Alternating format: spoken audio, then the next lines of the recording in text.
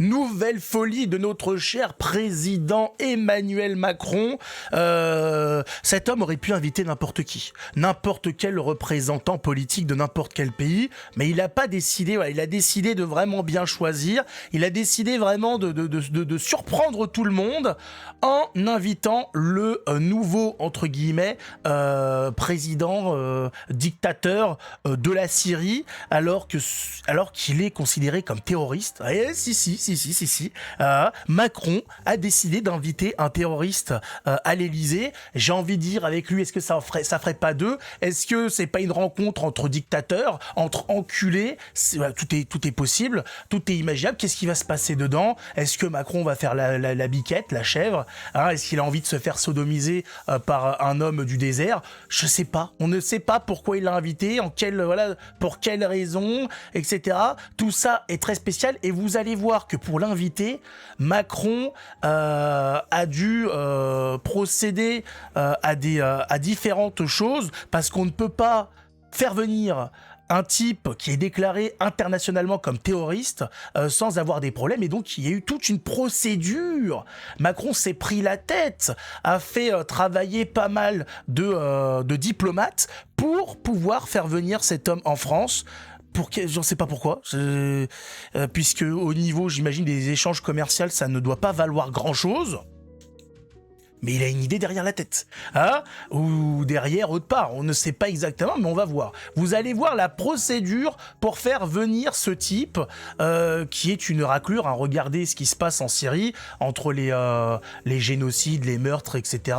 Alors, ce qui paraît, avant, c'était pas terrible, depuis, c'est pas beaucoup mieux, mais quand même, Macron, il a dit non, le nouveau, non, c'est sympa, oui, bon, ils ont décidé, effectivement, ils ont fermé les coiffeurs, mis la burqa obligatoire pour les femmes, le voile, etc. pour les petites filles.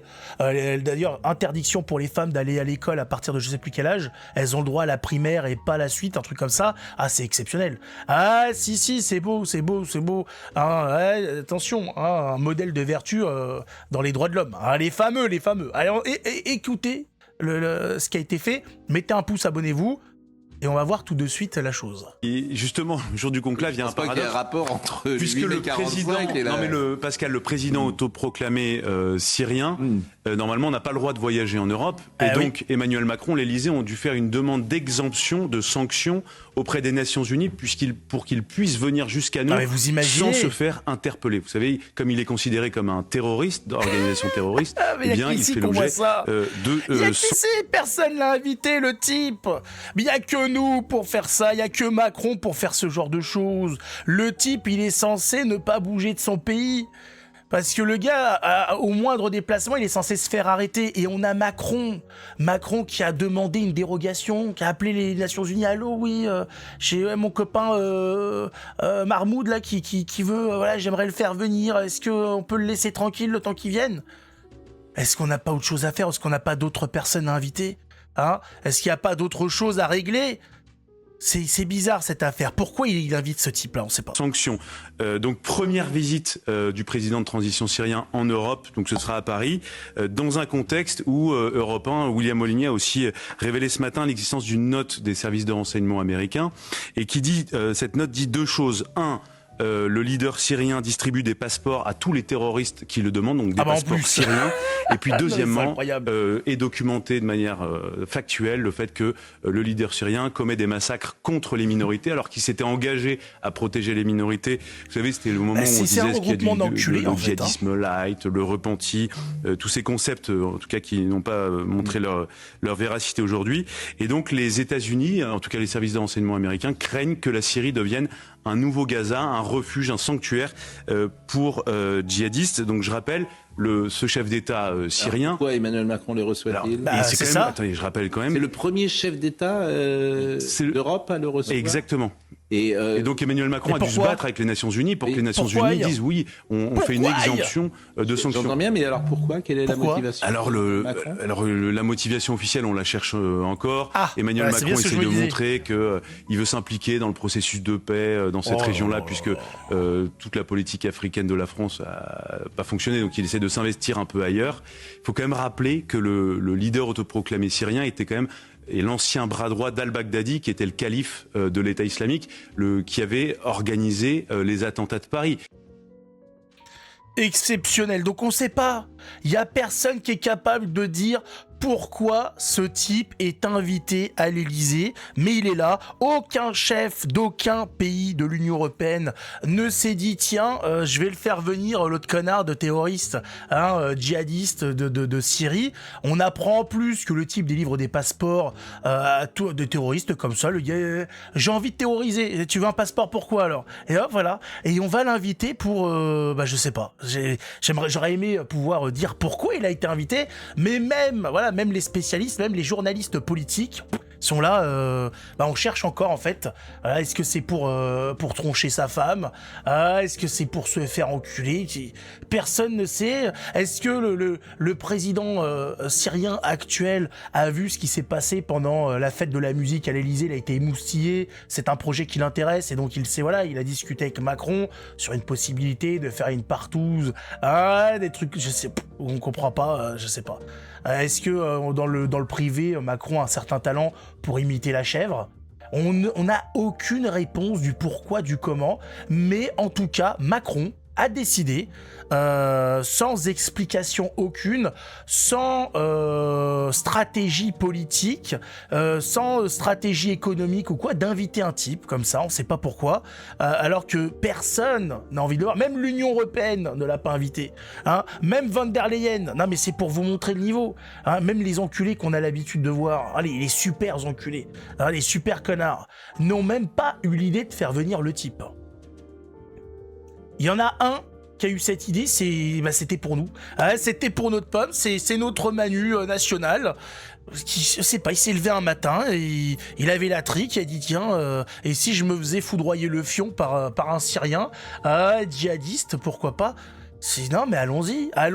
C'est vrai qu'on n'a pas eu des problèmes. À savoir d'ailleurs que ce président syrien, ce djihadiste syrien, a créé un groupe terroriste qui est celui où était inscrit le Tchétchène ou je sais plus quoi qui avait tué Samuel Paty. Pour vous dire la chose, le respect de nos morts est incroyable. Le président de la République française invite le créateur du groupe terroriste dans lequel était celui qui a tué Samuel Paty, et là où il a pris ses ordres, ou un truc comme ça, pas loin. C'est le président en place qui fait ça. Le respect. Je pense que la famille Paty va être très contente d'apprendre ça. Ça fait plaisir. On est tellement contents. Non, pourquoi pas? Le pays part à volo, économiquement c'est le bordel, dans les rues il y a de l'insécurité partout, mais on se dit c'est le bordel, invitons un djihadiste, faisons venir un djihadiste de plus, un de plus ou un de moins, vu le nombre de connards qu'il y a sur le territoire français, ça se verra même pas. Ça se remarque un petit peu quand même, parce que celui-ci c'est quand même l'un des chefs des enculés. Donc on le voit d'un petit peu plus loin. Mais le gars est complètement mais il est possédé en fait. Il en a plus rien à foutre, il est en roue libre. Moi j'aimerais savoir ce qui va ressortir de tout ça. Qu'est-ce que c'est que cette affaire? Et attendez, parce qu'on peut imaginer le pire, ça se trouve il va repartir avec du fric. Connaissant Macron, il y a moyen que le type débarque et reparte avec de l'argent, avec notre argent, pour reconstruire son pays, pour faire je ne sais quoi, je ne sais quelle connerie. Non mais là ce serait incroyable. Non mais là c'est le summum du mauvais goût. Alors si je vois, si on voit d'ailleurs, ça sera pour tous les Français.